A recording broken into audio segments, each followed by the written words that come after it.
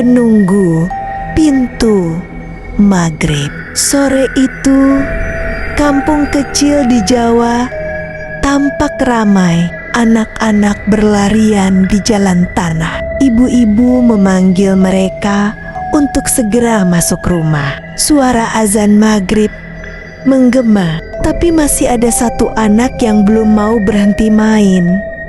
Raka, ia duduk di ambang pintu rumahnya, asyik main gundu. Ibunya sudah mengingatkan berulang kali, "Ra, jangan duduk di situ. Udah maghrib nanti ada yang ikut." Tapi Raka cuek. "Ah, Bu, cuma mitos aja." Teman-teman juga sering duduk di depan pintu. Ibunya menghela napas, masuk ke dapur. Raka tersenyum tipis, merasa menang. Tapi ketika ia meletakkan gundu terakhir, suasana kampung mendadak hening.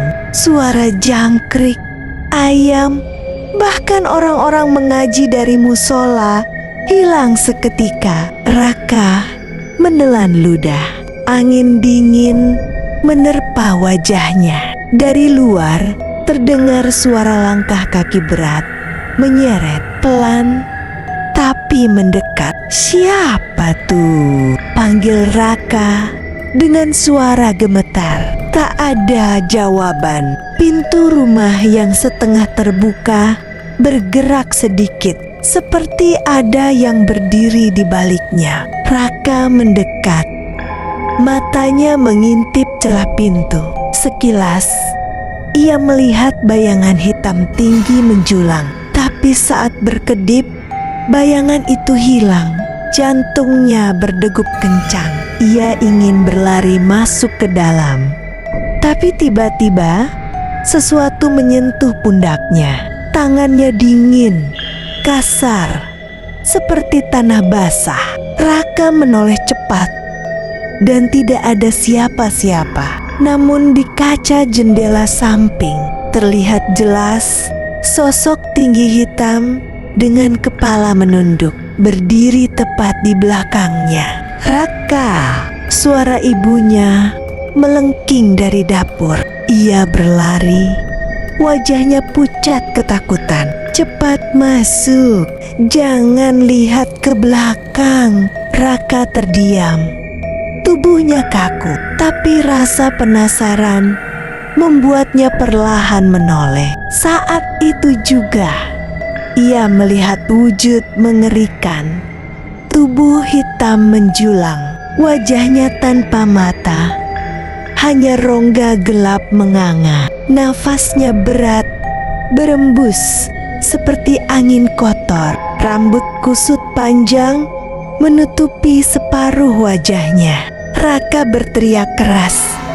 Tubuhnya gemetar. Ibunya menariknya masuk.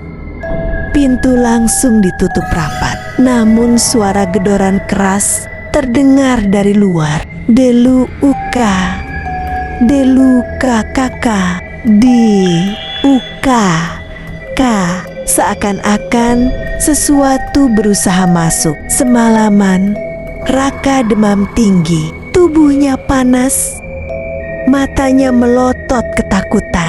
Setiap menjelang maghrib berikutnya, ia selalu gelisah, bahkan terkadang menangis histeris sambil menunjuk ke arah pintu. Hari ketiga, seorang kiai dipanggil. Kiai itu membaca doa, lalu menatap ibunya dengan wajah serius. "Anakmu sudah dilihat penunggu pintu.